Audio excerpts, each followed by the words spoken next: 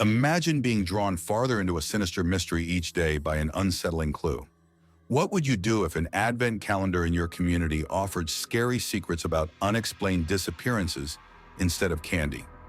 Christmas is typically a time of joy, but for the people of a small village, it became a season of fear and dread when an unusual advent calendar called the Calendar of Lost Days appeared on a cold December morning on Clay's doorstep.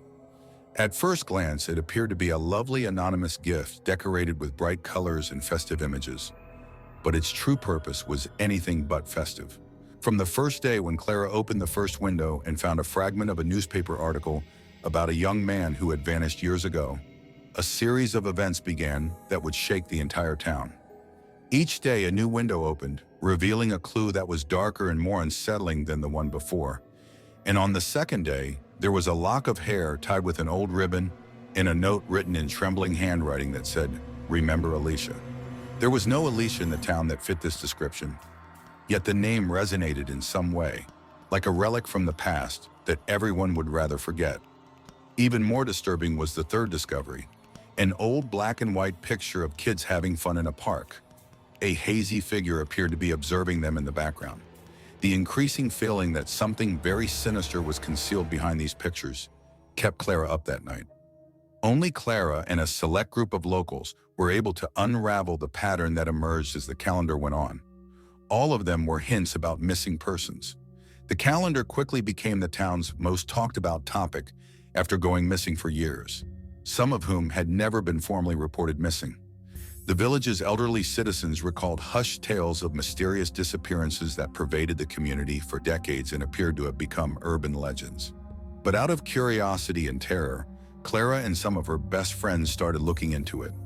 They congregated in the bakery after closing time, eager to learn more, and as the clock approached midnight and the shadows lengthened, they exchanged theories and anxieties. Trembling with expectation and anxiety, the fourth window of the calendar held something much more horrifying, a map with a place highlighted in the adjacent woodland. Tomas, the town's retired police officer, who had also started to suspect that something darker was at play, accompanied Clara when she made the decision to travel alone. An ancient handgun and flashlights are used by these disappearances. The rusted door of an old cabin that appeared to have been abandoned for decades was forced open as they walked into the forest. Following the map marked Marspot, they were shocked to discover documents, photos, and personal belongings belonging to a number of the missing. But what really shook them was a diary with mysterious writing and unsettling illustrations. Someone had clearly been keeping tabs on the village's citizens for years, documenting every aspect of their life and any disappearances back in town. Everyone felt a feeling of urgency after Clara and Thomas presented their findings. The findings became more sinister as the calendar drew closer and closer to Christmas. They discovered an ancient pocket watch that belonged to one of the missing, still ticking, when they opened the sixth window. As more people joined the probe, Clara felt a constriction in her chest. Time was running short, yet they couldn't stop now. Among the inhabitants, panic started to spread. Families of those impacted wanted answers as long-forgotten disappearances began to be recognized. The calendar's eighth window displayed a terrifying message in an archaic language about a forest feeding ceremony that takes place once every 100 years. The ramifications were scary, but no one knew exactly what that meant. Motivated by the desire to keep her neighbors and family safe, Clara started learning about the old language and its customs. She discovered allusions in diaries left in the attics of the oldest homes and in ancient books in the local library. Everything suggested that a sacrifice was being made in order to placate an old creature that lived in the forest and required souls as payment. On the 24th day, Clara and her friends were finally prepared for the worst. The final window featured a plain newspaper item from 1924 that detailed a tragedy that happened in the same town precisely 100 years ago. A string of unsolved Christmas-time disappearances. There was a caution at the end of the article: the cycle starts over. With the town on the brink of collapse and the woodland radiating a sinister and tangible energy, Clara realized then that the calendar was not merely a remembrance of the disappearances, but also a portent of what was to come. Armed with the information from the calendar's clues, Clara and the others made the decision to confront the unknown. They set up a watch in the forest with the goal of permanently ending the disappearance cycle.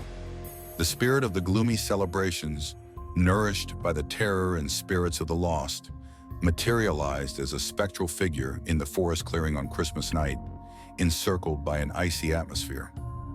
Feeling the weight of the calendar's revelations, Clara stepped forward and, speaking firmly, began reciting the ancient prayer found in the 13th window. However, as she spoke, the air became denser and the figure appeared to falter, weakened by the power of the prayer. The flashlight beams flickered and the cold became unbearable, but Clara persisted, driven by the hope of releasing her town from the cycle of terror. Eventually, the figure let out a spine-tingling scream and disappeared into thin air, leaving only a whisper behind. The cycle has been broken, and the town's residents gathered around. As the dawn rose, Clara felt relieved but knew that the true challenge was to reconstruct their lives and commemorate those who had been gone. The baker knew that even though the cycle was broken, the stories and warnings from the past should always be remembered.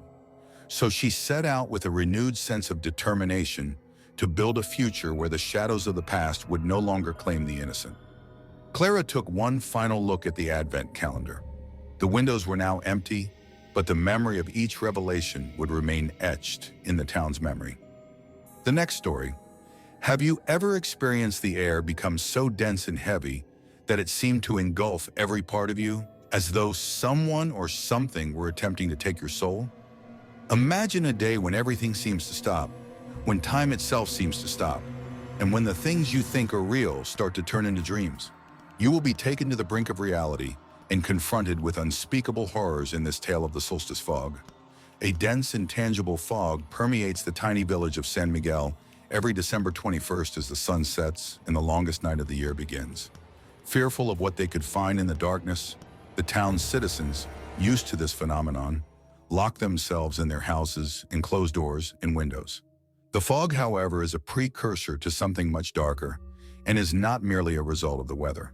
Stories of ancient monsters rising from a dimensional doorway, one concealed between the world of shadows we prefer to avoid and the reality we know, have existed since the beginning of time. Every solstice seems to bring these still mysterious beings to life, serving as a reminder of how fleeting life is. It was a quiet, chilly night, one of those where everything seems to be heightened, and the sound of leaves crunching beneath your boots might sound like a ghost whisper. A young man with a bold heart and an inquisitive nature, Luis chose to disregard the town's elders' cautions. Equipped with his flashlight and a grandmother-bequeathed amulet, he ventured into the dense fog. As he moved on with unsure steps, looking for answers to the murmurs echoing in his thoughts, the fog closed in around him, thick and chilling. The night's sound subsided as Louis pushed farther into the mist, giving way to a foreboding quiet that could only indicate that he had crossed the boundary between our world and the shadows. Only a few meters ahead were lighted by his flashlight, and each time he turned to check behind him, the trail vanished into the fog. As like someone or something was attempting to speak to him, the whispers became more distinct and louder. Luis suddenly sensed someone standing behind him. His blood froze when he turned slowly and saw what he saw. Faint shapes emerged through the fog, monsters that appeared to have been lifted from the town's darkest myths. Sharp claws and bright eyes arose from the darkness, watching Louis' every move. Even though every fiber in his body screamed him to run, something stronger held him in place while his heart raced. Luis recalled the legends his grandmother had told him as a child about ancient portal guardians and creatures that preserved the harmony between realms. However, these guardians weren't always good. Just like people, they might be corrupted by ambition and power. Now it appeared that the guardians were waking up because Luis was an invader in their territory. A thing came slowly toward Luis as he struggled to understand what was occurring. It looked like a rust-covered warrior from antiquity, with eyes that reflected anger from the ancestors.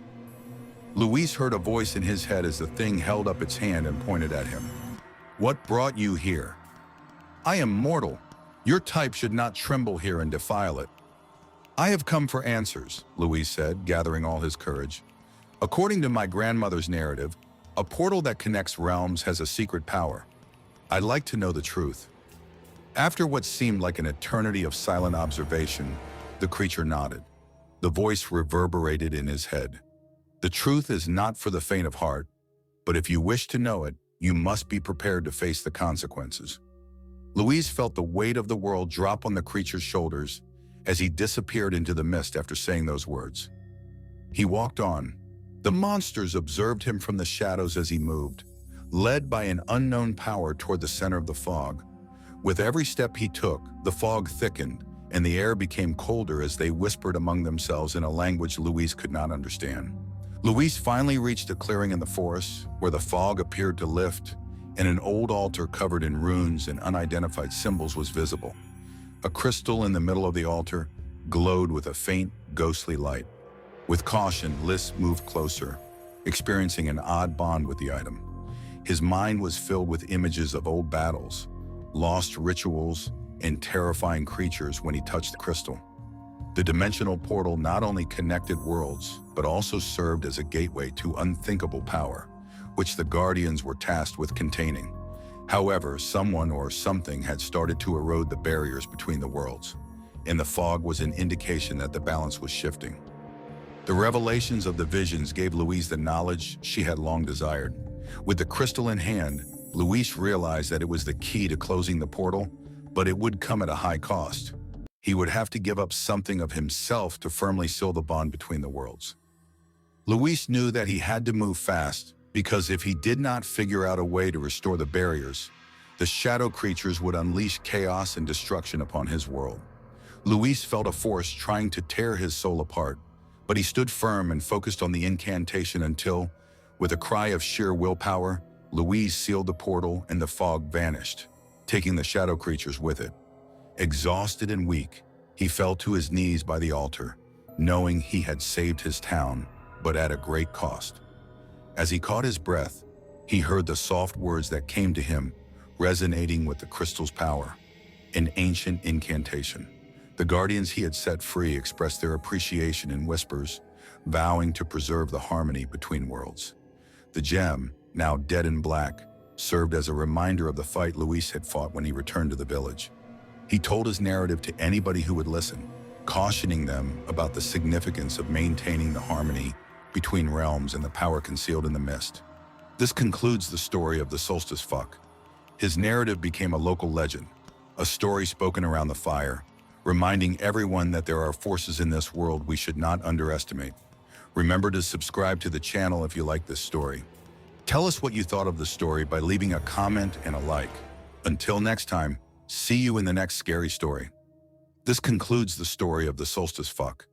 His narrative became a local legend, a story spoken around the fire, reminding everyone that there are forces in this world we should not underestimate. Remember to subscribe to the channel if you like this story. Tell us what you thought of the story by leaving a comment and a like. Until next time, see you in the next scary story.